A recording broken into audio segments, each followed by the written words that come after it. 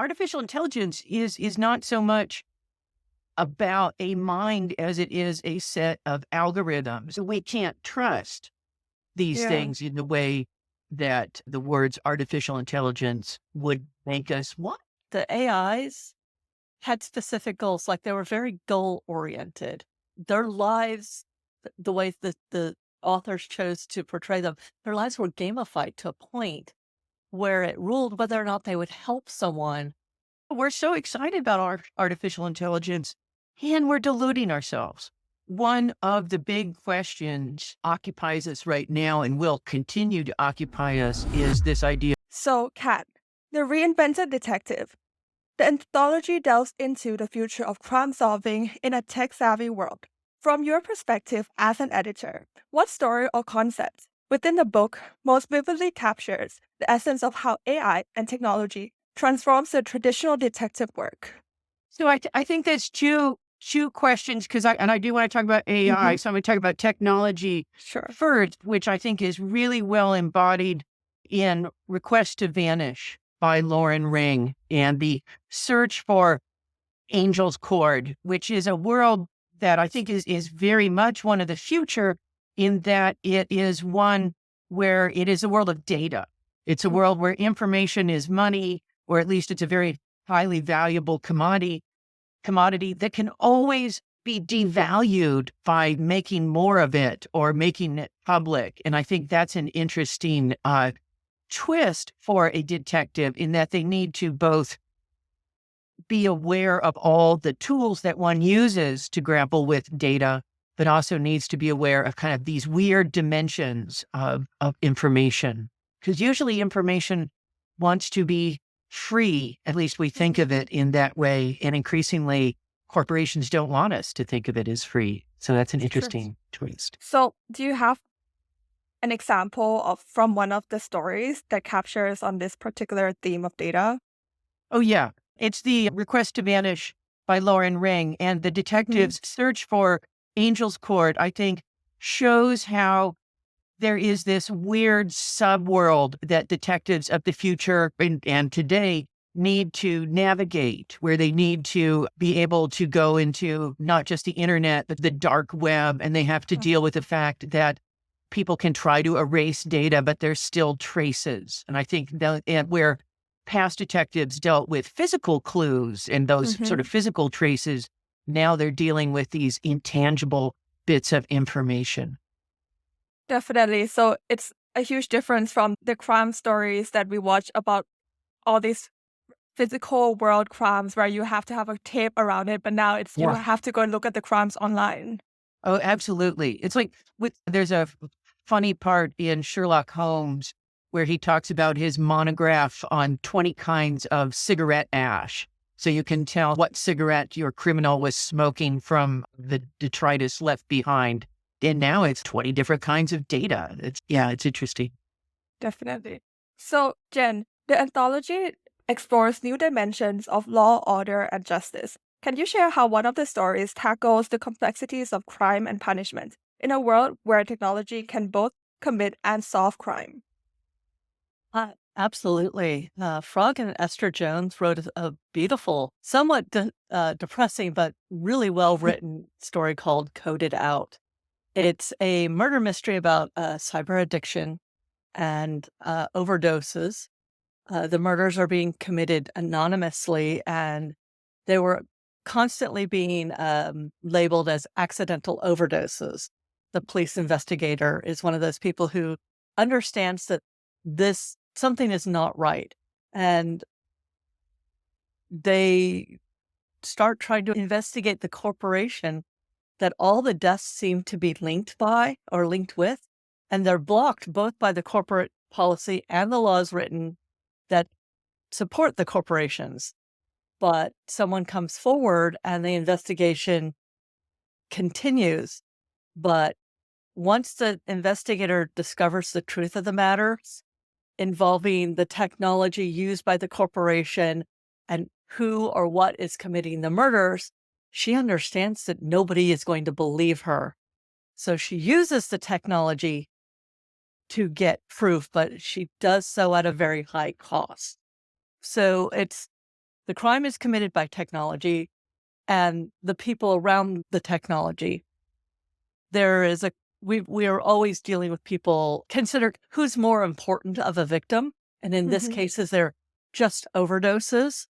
And it goes way beyond that. But in order to get proof using technology, she pays a price. Definitely, I can see how that can be the case, especially when someone knows your identity, that you're the person who is trying to solve this crime. And Correct.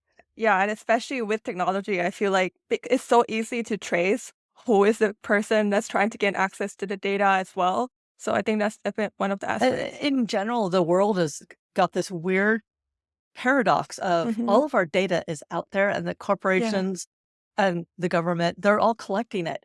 But when it is needed to be used to solve a crime, there are all these hoops that one must jump through to get to access to that data. Yeah. And this story, I think, it really encapsulates that issue and just how much more complicated it's going to get going in the future. Definitely. Yeah, I think especially with, it's so simple, right? Like we have our data everywhere. And if we wanted to access it, if those companies wanted to access it for like reasons to like improve their software, they can do that. But if someone does something wrong, I think there's just so many regulations against it. And you have to go through a lot of red tape. So, Kat, technology's rapid development brings both solutions and challenges. In editing these stories, what technological advancements excited or alarmed you the most about its potential impact on future societies?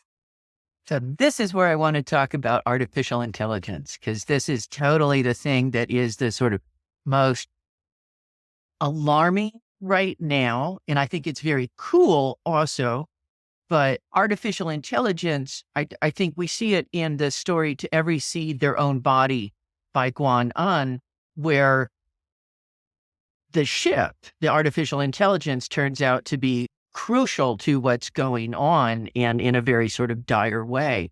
And I think right now we're in this sort of moment where artificial intelligence is very shiny, and every company is like, how do I use AI in order to sell things? And how do I use AI in order to replace people rather than pay for customer service? And the thing to remember about that is artificial intelligence, at least right now, is the appearance of intelligence. And it, like Noam Chomsky said, it produces these coherent passages that look like they're meaningful, but they're not. And so one of the most alarming examples I can think of is people started creating books on Amazon using artificial intelligence to generate it. And one type of book were how to scavenge for mushrooms and fungus in the wilderness and feed yourself this way. And those books were wrong. There was like because it was just the illusion of what a book would look like, but with no kind of, and so people were getting very sick, which is just, and so, artificial intelligence is not so much about a mind as it is a set of algorithms, a set of ways of deciding things. And so any artificial intelligence is only as good as the fallible and often biased human beings that create it. And for another example, there was an example where Tesla cars, when the electricity, I believe when the wiring went wild and the car turned on fire, one of the first things it would do was lock all the doors, which is not a good, I don't want your car doing that. And the car doesn't know. It's a machine. It's just obeying its programming.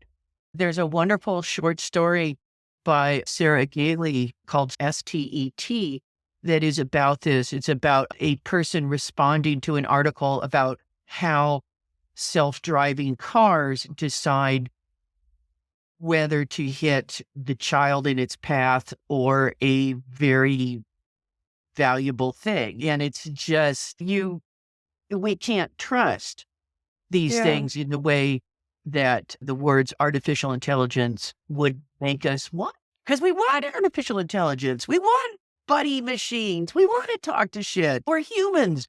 We love talking to stuff. So, yeah, we're so excited about our artificial intelligence, and we're deluding ourselves. Definitely. I think there is a case for excitement of AI, but also your case of making sure that we are also a bit fearful of it to make sure that we don't make some terrible decisions like having them do things that they should not be doing. Yeah. For example, maybe give health advice, right? Picking mushrooms in the wild, it seems like it I feel like you could really get that one wrong. And yeah, also with the self-driving car, I think that is also a case for concern because there's been so many cases where people use like Google Maps and they just drive into the river. And Yeah. it just shows that you shouldn't place too much trust in technology, but you should trust it to an extent, but use your own thinking as well. Then, sentient AIs, clones, and augmented realities offers new avenues for storytelling. How do you think these elements redefine the role of the antagonist or criminal in your anthology's narratives? From my point of view, and actually from the point of view of many of the authors in the Reinvented Detective, sentient AI, truly sentient AI, and clones will actually have very different motivations for what they want based on the nature of their reality. They're not human. They don't necessarily want the exact same things humans want. They don't have the same needs. This led to some really interesting motivations in the antagonists and in some cases the protagonists or secondary characters where what they wanted was based on achievements, these digital intangible goals, but they were based on percentages. And when all you have is your digital reality, a digital crime is just as important as a physical one. So the stories have many of the same reflections, but the motivations are just a little bit out of kilter for what humans want because a digital AI, they have no physical body, or if they do, it is a machine that can be replaced most of the time. If it is a clone, perhaps they are being considered a minority, and how they are approached and how they approach the world will inform what they want versus what the rest of the people around them want. Definitely. So you're talking in terms of the goals of these clones and sentient AIs being very different from humans because I think humans have I guess somewhat a lot less of digital goals, right? I guess humans want human connections and maybe Well, and this is different. they may want connections, but they want it in a different way. Great Detective in a Box. We play around with the actual Sherlock Holmes, Miss Marple, Moriarty idea. And what those AIs want is very hyper focused. For Miss Marple, she wants to solve crimes. But that is a thing that is her main motivation. But by the end of the story, you start to understand she gets excited about a connection between her and another AI. And remember the great excitement where her lights were turning pink, and that's how the human understood that, oh wait, she's really excited. She never gets this excited. So there is a need for connection, but it's not the exact same connection that humans want. Definitely. Yeah, I'm looking forward to seeing this happen in reality as well because I'm curious. I know it's like case to be terrified as well, but I'm very curious of how this will play out. And Kat was right. I want my animist. What is it? What's the word when you Anthropomorphize. Thank you, Kat. I anthropomorphize pretty much everything. My car has a name. My keyboard has a name. Her name is Miss Lemon. And if you understand the reference, good point to you. And I love the idea of it talking back to me because I am an introvert and I like to be control of my environment and by myself. Yeah.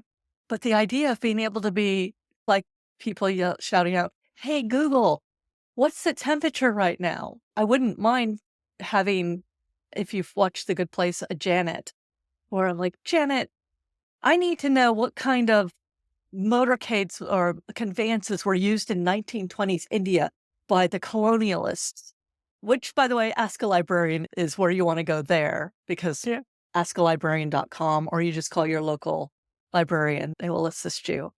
But I would love that at home. I really would. Absolutely. Same here. I'm an introvert as well. So, Kat, the anthology imagines the evolution of social attitudes alongside technology. How did you envision these changes influencing the moral dilemmas faced by your characters, particularly in the context of crime and justice? I think one of the big questions that occupies us right now and will continue to occupy us is this idea of what constitutes a human, or what constitutes a being that has legal rights. Right now, here in the US, corporations are people. And that's a very dangerous precedent, I think. And I think it becomes even more dangerous when you look at, there's a wonderful story by C. Finley called The Best Justice Money Can Buy. And it's about a legal system that is influenced by money, which one can think is far off, but you can also, a lot of stuff here is fines are the punishment, right? And so like when the writer's strike was going on in California, one of the studios cut down all of the trees that were sheltering the strikers, for which I believe they were fined several $100s. And I think they should have been fined enormously for that, but they weren't. And so it does become a justice system where money plays a part. And we're at a time in human history where the world's wealth is concentrated in a very small number of hands, right? I think there's something like 100 billionaires or something like that in the world.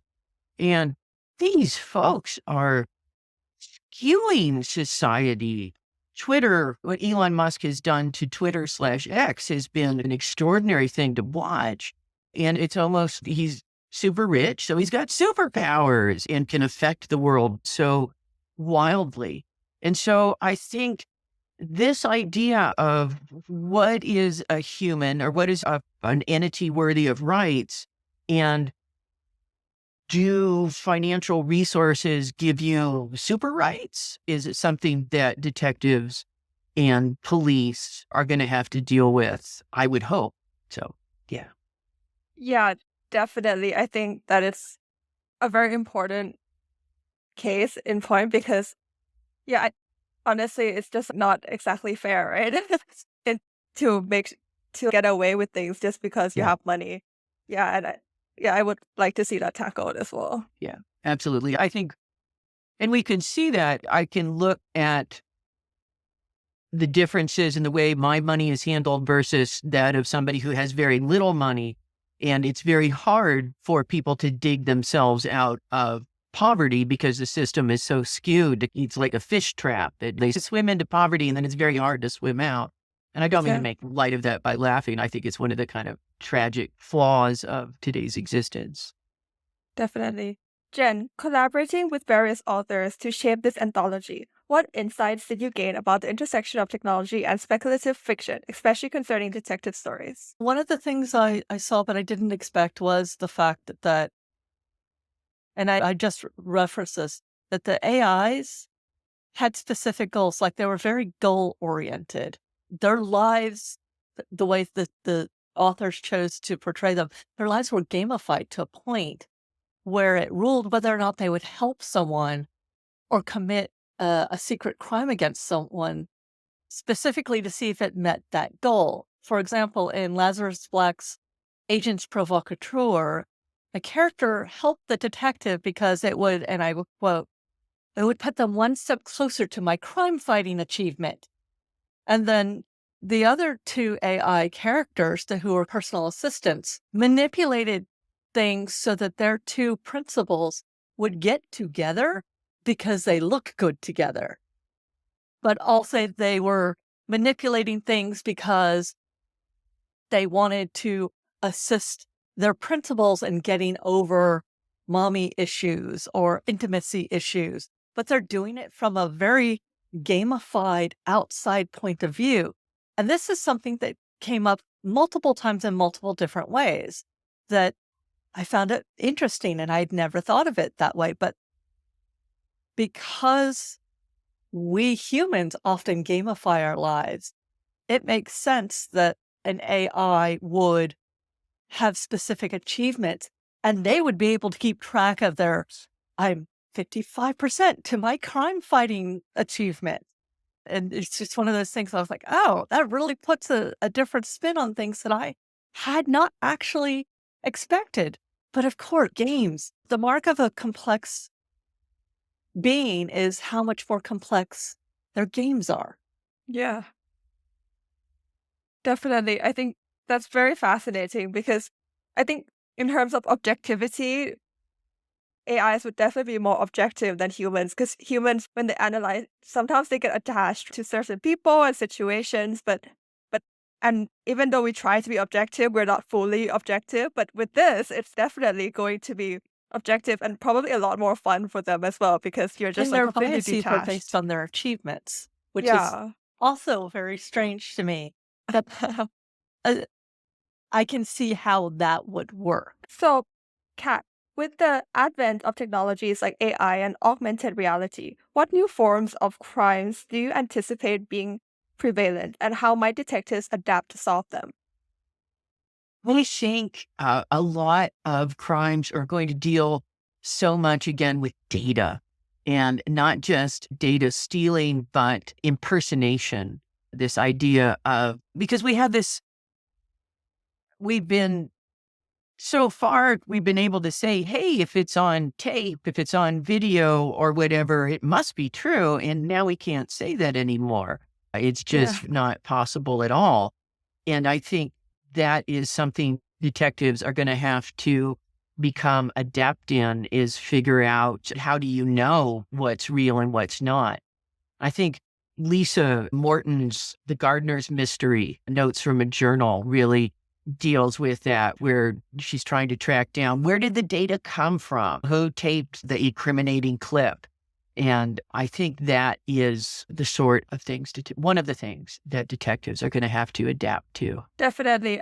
Yeah, this just reminds me of a recent video I watched. It was like quotes from the Joker, and it was in the Joker's voice, right? But then he started quoting Batman, and but the Joker's not gonna have a Batman quote. So I was like, when people were just like, seriously, guys, this is clearly an AI voice. But obviously, there are AIs that are a lot more advanced than that, and they wouldn't be quoting Batman as the Joker. Yeah. Yeah. Yeah. We saw this happen recently to Taylor Swift, Yeah. where there were just absolutely brutally obscene photos of her generated via this technology. And there's nothing to stop that from doing that with anyone. And that's when you think about things like revenge porn. This is a place where reality and just the data that's out there about you can just be super dangerous. Yeah, it's actually quite terrifying. But yeah, but also like we shouldn't like just close ourselves off, right? And not do things because we have to put ourselves out there. And I Yeah, think the regulations just have to get better. I think absolutely. Absolutely. And that's one of the keys, because one of the things about the internet is Mhm. it's got so much potential, right? It reaches people all over the world. It lets information. So when it's useful information, when it's how to rewire a lamp, or how to understand the basics of investment banking, or even just how to read, that is so cool and awesome. And that's why that sort of fount of information needs to stay uncorrupted, and why we need regulations to do that. Definitely. Kat, reflecting on your career and the themes of the Reinvented Detective, what personal achievements or challenges related to technology and storytelling that you're most proud of overcoming?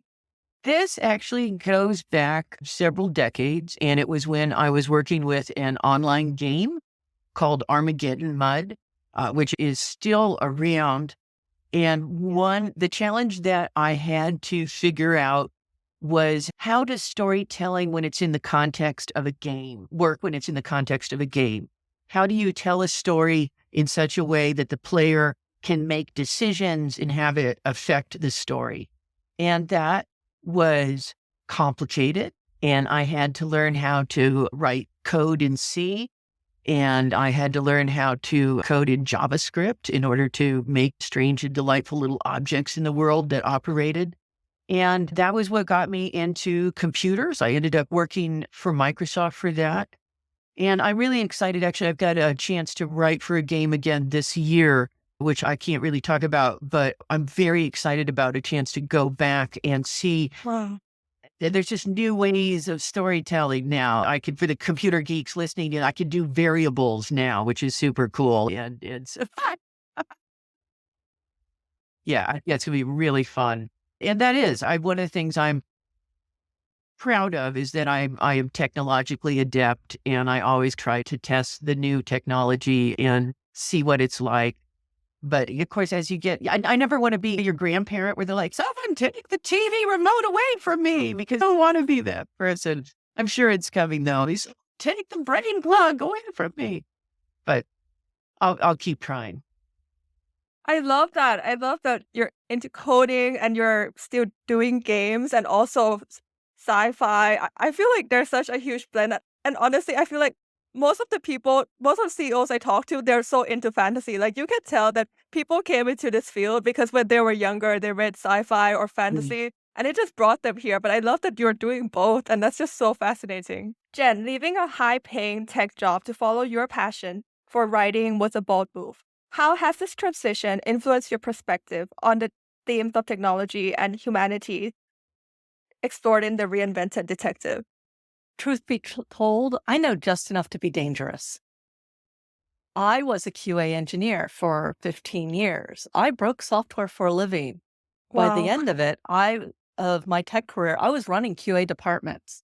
I've done everything from testing video games to implantable defibrillators to running Epson's R&D research lab. I also worked for Microsoft. They bought my company Placeware, which became Microsoft Office or Live Oh, Office, Live something. But because of this, I am aware of just how expensive a bug is to fix in creation versus beta versus live production. I'm also aware of how little so I'm many sorry, I'm corporations. trying to mute and I can't. I've got, they're testing air raid sirens or something right now. How do I mute on this?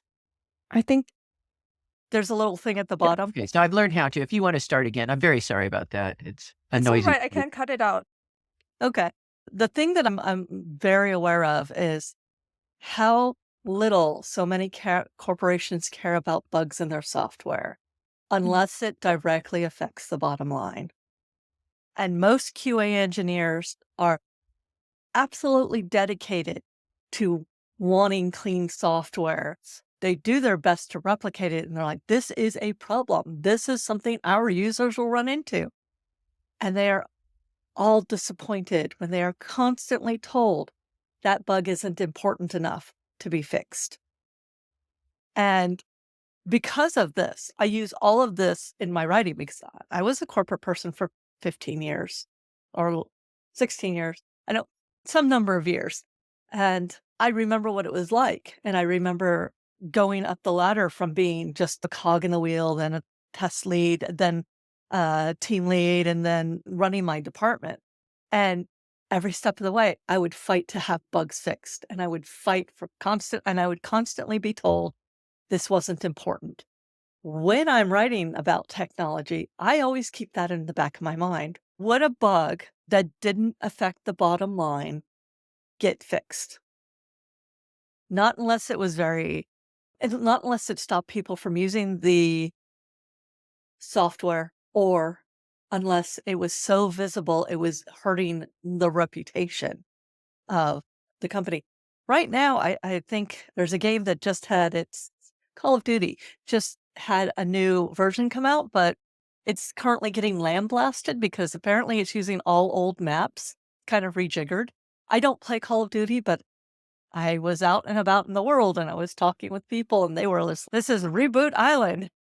Like, okay, I'm very sorry that your game didn't have the newness that you wanted. And I am sorry that the corporation chose to do something so visible while trying to be invisible about it. So I use all of that in all of my writing, all of my technology.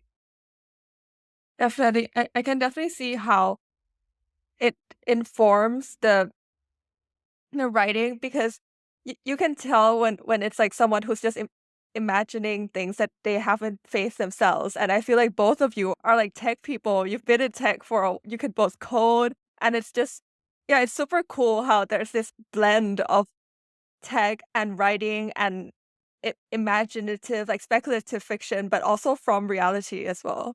I So wanted I okay, just wanted so to say one of the things that really both of Jen and I have been looking forward to this conversation, and it's because you sent such good questions.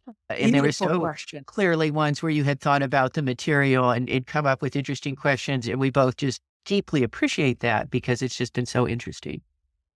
absolutely. I'm very grateful to have you both here. It's been super cool to listen to your book like just a few days ago and having you both here as like real people. So thank you so much for this fascinating conversation. And I'm sure our audience will appreciate it. Thank you. Thank you.